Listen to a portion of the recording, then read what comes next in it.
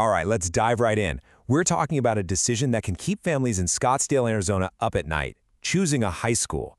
It's a place with a ton of great options, which, honestly, can make the choice even harder. It's a huge deal, and lucky for us, our source for this explainer has really done the homework to help figure it all out. So here's the big question, the one everyone wants an answer to. Which is the best high school in Scottsdale? But the answer isn't just a simple name. Our source put together a whole ranked list based on some really smart criteria. So let's see how they did it. Here's our game plan. First, we're going to look at the 5-point system the source used to rank these schools. Then we'll do a quick tour of the top contenders from number 10 all the way up. After that, we're putting the number 1 pick under the microscope. And to wrap it all up, we'll get into the most important part. What does best really mean for your family? Let's get into it. Okay, I know you're dying to see the list, but hold on. Before we get to the big reveal, we absolutely have to understand how the source came up with these rankings. They didn't just pull names out of a hat, They built this 5-point framework to make sure it was a fair fight. This is basically the secret sauce behind their whole list. So these are the 5 big things the source zeroed in on. First, you've got academic excellence. That's the foundation, right? Then, student-teacher ratios, because we all know that personal attention can be a total game changer. Next up, curriculum and programs. Are they doing cool, innovative stuff? Fourth is community and diversity, because high school is way more than just books and tests. And finally, value and accessibility, a huge one for pretty much everyone. It's a really solid, well-rounded way to look at it. All right, now that we know how the schools are being scored, let's meet the contenders. We're going to do a quick flyby of the schools that landed in the number 10 through 2 spots. This will give you a fantastic feel for just how diverse the school landscape is in Scottsdale before we zero in on that number 1 pick. The first thing that just jumps right out at you is that there's no single type of school dominating this list. You've got public school powerhouses like Chaparral, known for killer academics and sports. Then you have charter schools like Scottsdale Prep with a super focused classical approach. And of course, private schools like Notre Dame Prep, bringing their own unique values to the table. It just goes to show you there are a lot of different roads to a great education in this city. Let's zoom in on the number 2 school for a second, Basis Scottsdale. This place is a perfect example of a school that knows exactly what it is. The upside, it's a tuition-free academic machine, especially if your kid is into STEM. But what's the catch? Well, that intensity means a pretty brutal workload and not a whole lot of extracurriculars. So for parents, the question becomes, is that a trade-off you're willing to make? Now let's contrast that with number 3, Chaparral, which is the highest-ranked public school on the sources list. This school is all about that traditional all-American high school experience. You get the huge AP program, the Friday night lights, that strong community feel, but you also get the typical challenges of a big public school, like larger classes and funding that can be a bit up and down. It's a totally different flavor than Basis.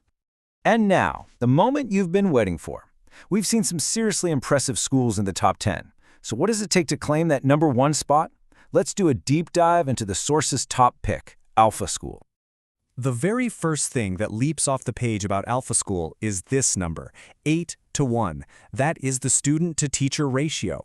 In a world where classes can easily have 20, 30, or even more kids, this is a massive deal. It signals a level of personal attention that is just incredibly rare, and it's a huge piece of the puzzle for why Alpha is at the top. But it's not just about small classes. According to the source, the real secret weapon here is their approach called mastery-based learning. Honestly, think about it like a video game. You don't get to level up until you've actually beaten the boss on the current level, right? It's the same idea. Students only move on once they've truly proven they get a concept, so no one gets left behind and no one gets bored waiting for the class to catch up. So how do they pull this off? The source points to their 2-hour learning model. Instead of that frantic bell schedule where you're jumping from class to class every 50 minutes, students get these deep, focused 2-hour blocks for their main subjects. It lets them really sink their teeth into the material. And because it's so efficient, it actually frees up the rest of their day for cool hands-on projects and other activities. It's a pretty radical rethinking of the school day. So when you lay it all out, the picture of Alpha School becomes crystal clear. The pros are, wow, they're really compelling. It's not a religious school. You have that incredible 8-to-1 ratio, and there's a huge focus on skills students will actually use in life. But then you look at the cons, and yeah, that first one is a showstopper for many. The tuition is a premium one.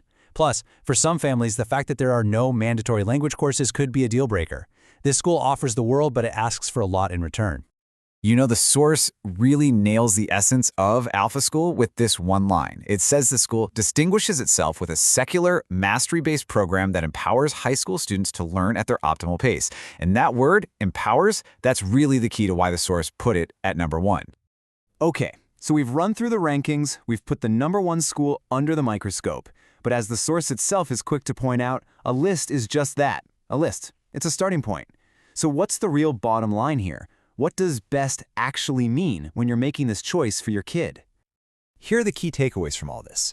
You've basically got 3 different but all potentially excellent paths in Scottsdale. You've got the private route, like Alpha, which is a big investment in a personalized, cutting-edge learning model. You've got the charter school route, like Basis, which is a bet on pure, no-frills academic rigor, and it's tuition-free. Or you've got the public school route, like Chaparral, which is a bet on that well-rounded, traditional high school experience. The best school is simply the one that aligns with what your family values most. And that brings us full circle. The source gave us a fantastic framework to think with: academics, class size, curriculum, community, and cost. So now the question gets turned back to you. After seeing all this, how do you define the best school for your child? What matters most? Hopefully, this breakdown has given you the tools to start answering that really important question for yourself.